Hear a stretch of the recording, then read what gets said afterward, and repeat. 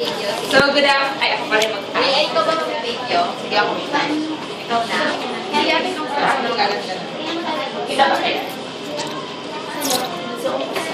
So, good afternoon. Good morning, classmates. So, we are the last reporter for this semester, hooray! And so, we know we've encountered a lot of literary pieces since the first day of our semester in Afro-Lit. And we know, and as you can notice, Nano, it's always the men who's being dead and who's being put into death, and it's always the men who are living their wives, diba? But this time we will see a whole new approach of couple, okay, in African literature. So, to start with,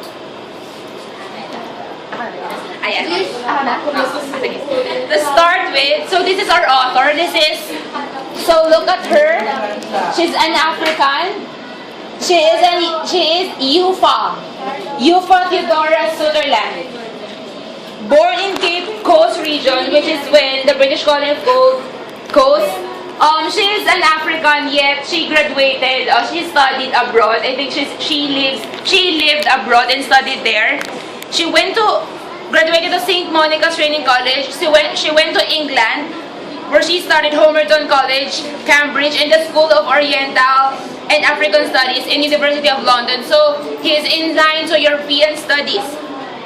Upon her return, from Europe, to her home, which is Africa, in 1951, she co-founded the cultural journal Okayeme. Sutherland worked as a teacher as well in several schools, among others at St. Monica's Training College, before settling in Accra. Accra is the capital where she lives now. In 1954, she married William Sutherland, an African-American. They had 3 children. And Sutherland is the founder of the National Theater Group in Africa. So, for the characters of Edufa, the play. So, as we all know, in Africa, there are a lot of tribes in Africa. That's why when we are researching, the different cultures lies on the different tribes that existed in Africa. Now, this one, we'll be seeing now the story of Edufa. Let me first introduce to you the 2 main characters of this play. Jean, anyari? Hala, wait na. Napindot ko yung gilid. Yeah. The 2 main characters, Kailangan tapos proclude. Para bongga. The 2 main characters of the play. We have Edufa and Poma. So Edufa is a Western-educated modern man who is obsessed with his own longevity.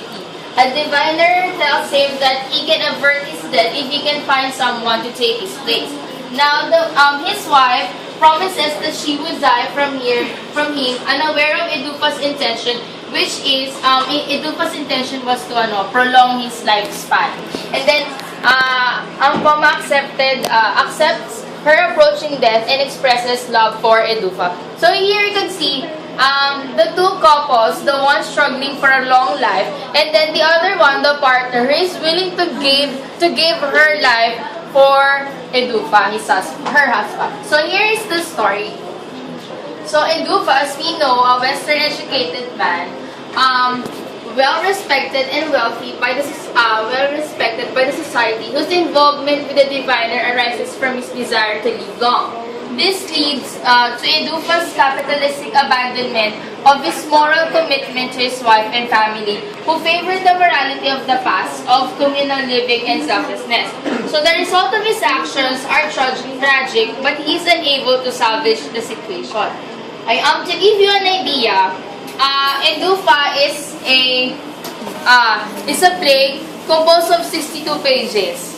So it's really long. So here's the summary of it. Next. Ayan, here. So, Edufa is an adaptation of Euripides' Alcestics. The eponymous character Edufa is obsessed with elongation of his life. To achieve this, he consulted now a diviner. Now, the diviner told him that if you could find someone who would take your death like that, then you will be living long. So Edufa, with his divine charms at work, jokingly asked the members of the family. So he said, for example, he said, who among you here wants to die for me, like that. So he was expecting that his parents would say that I would die for you, my son. So however, the story doesn't go that way, because his wife, Ampoma, with her unflinching love for her husband, promised to die for him. So, because of this situation, Ampoma's proclamation shocks Edufa. So, kasi it's like thinking that your husband, or for a man, your wife will die for you, like that. So, it seems like a mere expression of love to everyone, but there is a powerful charm at works at that moment. It is as if there's really something in Edufa, that is more than love, that the reason why Ampoma wanted to give her own life.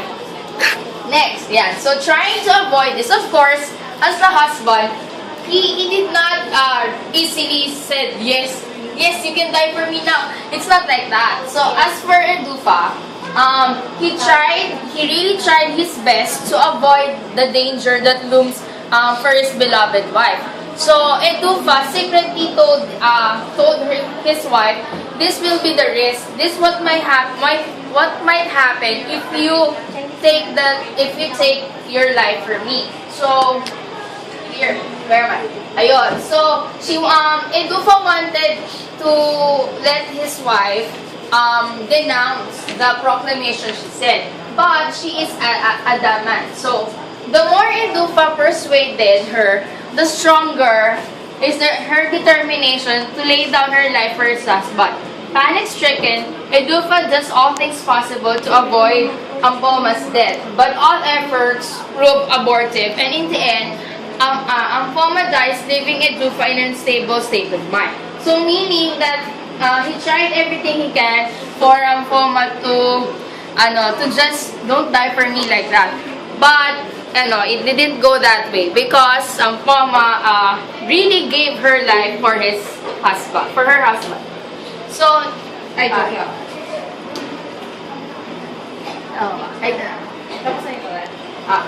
yes. So yeah, so Yufa Sutherland, Sutherland, he just adopted the Euripides play, which is Alcestis, into her own, Edufa. So, into the Ghanaian Akan culture, uses her play to review the ages of death as an occurrence that brings about fear to individuals. So, we can see here that the encircling theme, one of the encircling theme of this play is about life and death. Overcoming death becomes a quest, diba? Even us Filipinos, we ask things about death, we ask things about life, or even life after death. However, Edufa slightly deviates from Alcestis because of the difference in the ending. Alcestis ends happily, while Edufa ends on a tragic note. So, even though Yufa Sutherland adapts this Alcestis, she gave a form of modification, she gave a twist in her story, because they have different endings.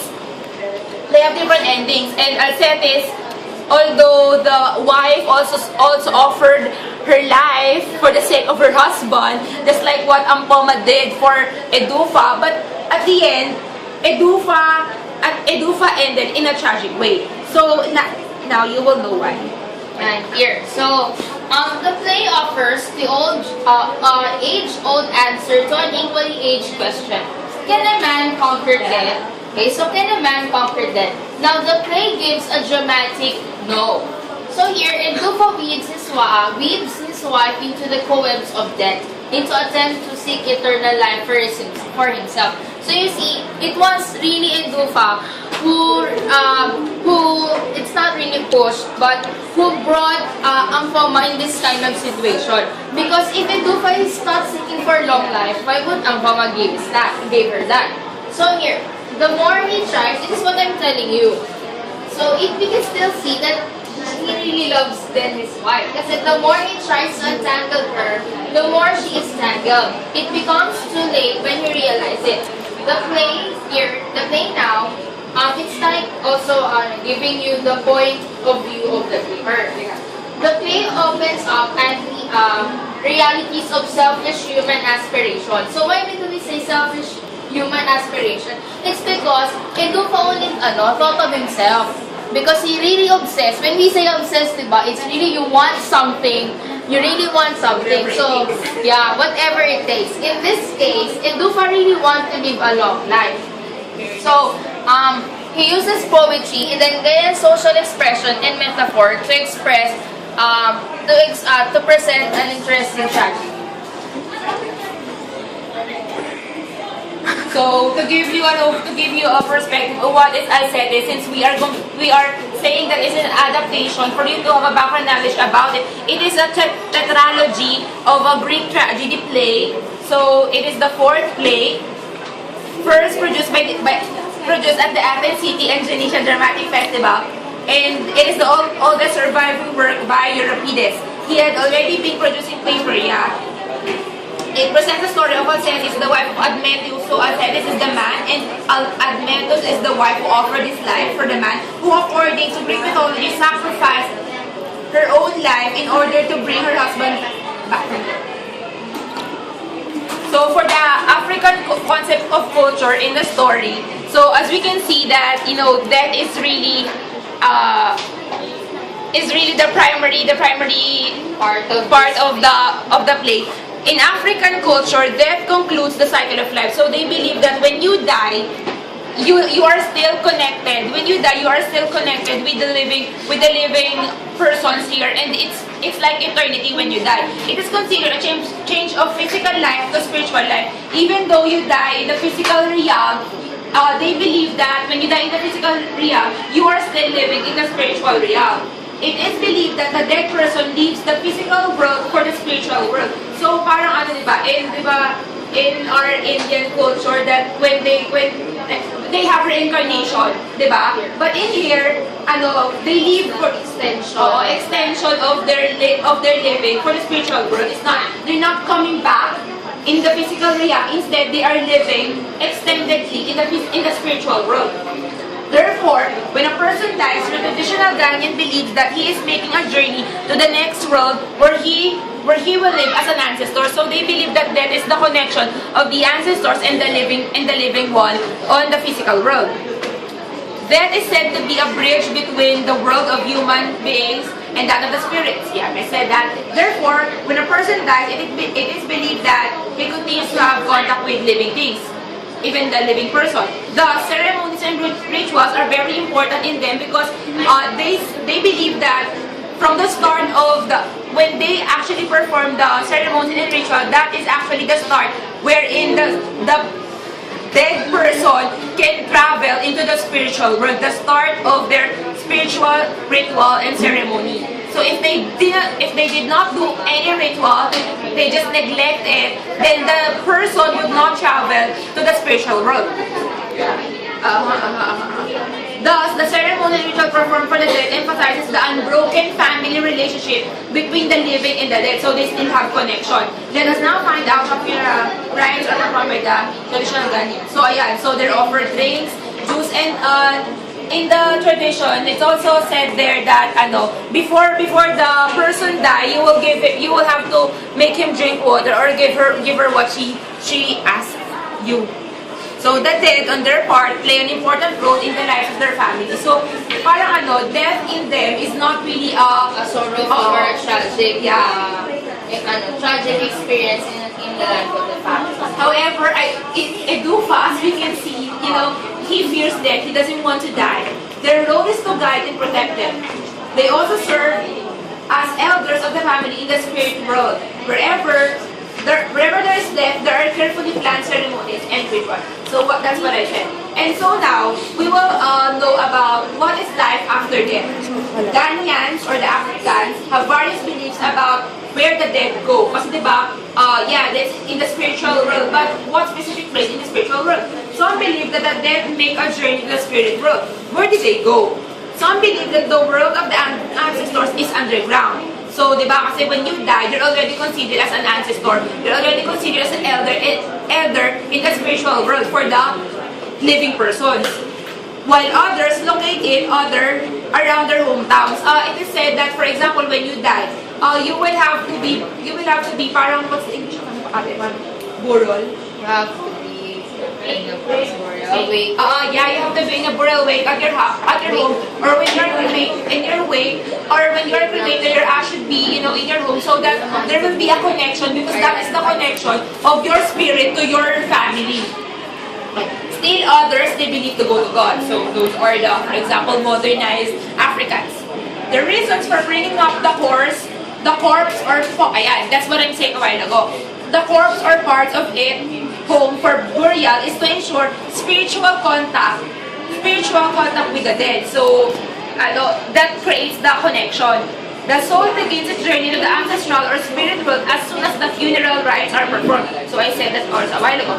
Those who believe that dead have traveled to the next world perform certain rites to make the journey easy. For example, a dying man is given some water to drink before his last breath. Yeah, so purifies aesthetics or athletics is genetically experimental and ideological challenging. Now here, the wife's choice to die in her husband's place is not longer a simple matter for praise, but a threat to undo all the uncertainties of the household. Edufa changes. Here, this is the one in aesthetics. In Edufa changes some of the markers of the genre and suggests an even wider range of ranging crisis of legitimacy. So we can see, although it was adopted, still there is a bit or there is a change in the story, because in aesthetics, the ending there is a happy ending. However, here it's in Edufa, the changes there is the ending is tragic, and there is something in his wife that really motivates him to get sad. Now, among the researches that we've seen, what makes Edufa a really different one? So among the ones written because in the African play, they are used to adopt some plays talaga from different people. So from the different days, like the one in the Greek. Now this one, what makes this one an outstanding one and really outstanding one is that first, it is written in the perspective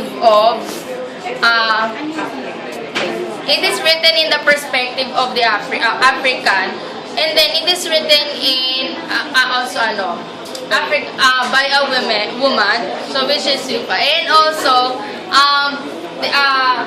the what do you call this? It's there.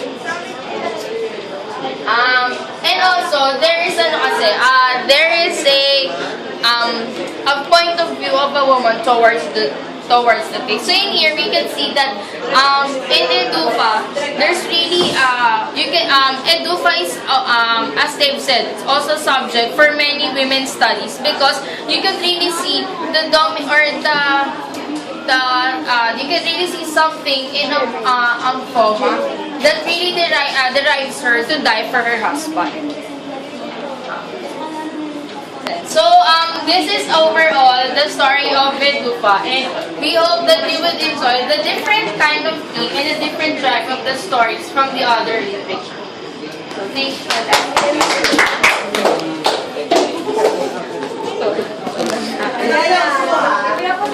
Ilang minutes yung report na? 16 minutes ang report ninyo. Paano saglit?